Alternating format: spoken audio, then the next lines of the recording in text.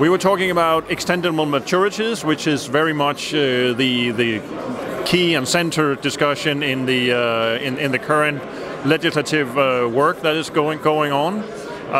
We have seen more and more issuers opting for soft bullet and conditional pass-through structures.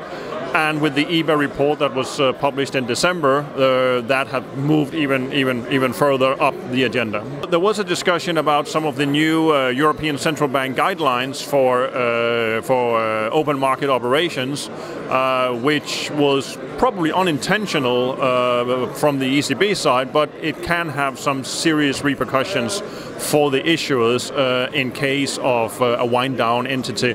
And I think we definitely need to have a dialogue with the ECB on what exactly is meant by this and whether this was an unintended consequence. We are trying to sort of get the transparency angle on maturity structures bit better sorted out. Investors do not really have an issue with buying into sort of maturity structures, but they would prefer to know exactly how they are positioned, and especially how issuers can deal or not deal with these sort of mechanisms. It's also probably the big angle that the Eurosystem, European Commission and EBA have. So on that end, we're relatively, I think, on a good track. Maturity extension is very important. Maturity extension makes the product safer, but on the other hand, it has to be clear that there's no discretion for the issuer, so that the investor knows only in severe crisis situations there will be an extension of the maturity. This is one of the main messages.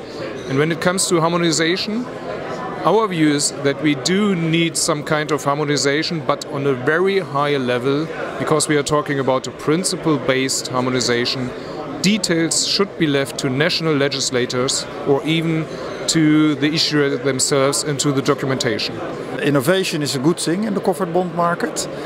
New extendable maturity structures have developed, which tailor to the needs of both investors, in my opinion, and issuers alike.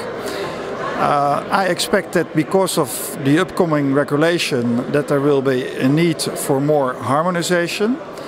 That has to be driven by the market itself, but obviously taken into account new legislation that is coming our way soon. It seems to me that the market has come a long way from where it was even last year in terms of awareness of the different types of maturity extension, and even within soft bullets and conditional pass-throughs, the different mechanisms that those different maturity types use. So I think it's great. I think there's a lot more focus on this. I think now with the harmonization process, we need to make sure that the different parts of the structure that may end up being regulated are done properly, because it is very complex.